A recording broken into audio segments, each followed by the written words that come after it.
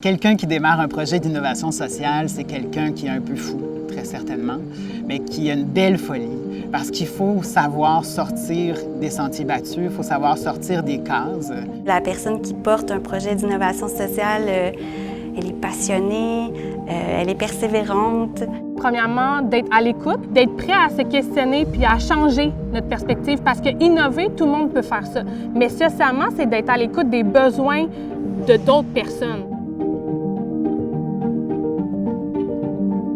Le projet que je co-porte avec d'autres citoyens, c'est Laval en transition, qui est vraiment un mouvement de bénévoles qui vise à se donner des outils ensemble et se rassembler pour implanter, enraciner la transition socio-écologique sur notre territoire. Donc, transformer notre communauté pour diminuer notre empreinte écologique. Le laboratoire inclusif de recherche et création a été imaginé parce qu'on constatait qu'il y a une espèce de manque de représentativité des artistes professionnels avec handicap. Donc pour nous, le laboratoire, c'était comme un microcosme, un terrain d'essai pour permettre à des créateurs qui ont envie de processus artistiques différents d'expérimenter un processus qui intègre des personnes professionnelles qui vivent une situation de handicap.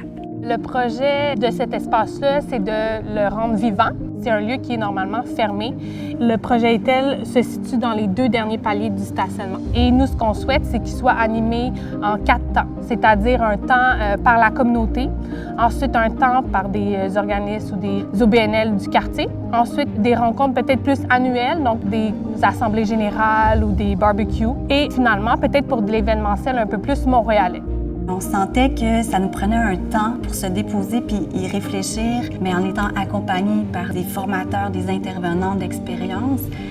Puis c'est complètement ça qu'on a trouvé là, à la Maison d'innovation sociale dans le cadre de l'incubateur civique. C'est vraiment des formateurs, des intervenants hyper généreux. Par la théorie du changement, on s'est rendu compte de tout ce qui pourrait justement nous permettre d'améliorer la représentativité des artistes avec handicap dans le milieu en vraiment ciblant les contextes qui pourraient être plus favorables à ça. Et ce qu'on a nommé, entre autres, c'est de pouvoir créer des alliances avec des écoles supérieures déjà existantes.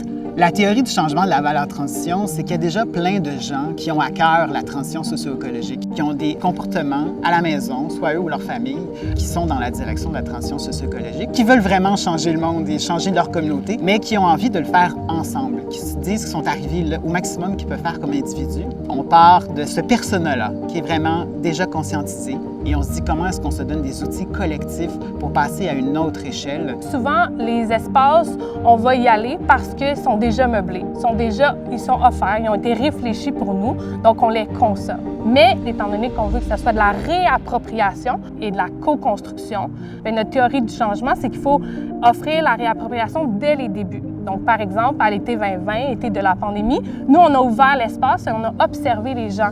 On va leur offrir l'opportunité de le créer avec nous. Quand on a joint l'incubateur civique, on était au tout début, il y avait plein de zones grises, plein de questionnements qu'on avait.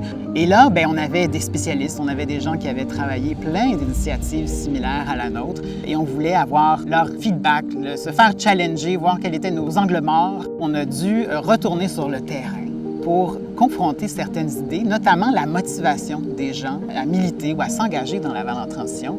On pensait dur, comme si c'était pas possible, que c'était la cause. Ben non. En fait, la réponse la plus populaire parmi nos membres engagés, c'était « je veux me rassembler, je veux être ensemble, avoir un esprit de communauté ». Puis ça donne que la cause, c'est la transition socio-écologique. Évidemment, c'est important, mais ce n'était pas le premier aspect. Donc, ça a transformé notre façon de faire. Je dirais que pour vraiment profiter de cet accompagnement-là, il faut être prêt à accueillir et non avoir déjà des attentes. Ton projet, il est clair, mais un peu flou, finalement. On dirait que j'ai le goût de le proposer à tout le monde qui a un projet puis qui a envie d'y réfléchir puis d'approfondir quelque chose. À toute personne qui est prête à cheminer. Et quelqu'un qui est prêt à se faire amener là où elle ne pense pas aller. Donc, elle va être déboussolée, très certainement, mais c'est souvent là-dedans que c'est le plus riche, le plus fertile.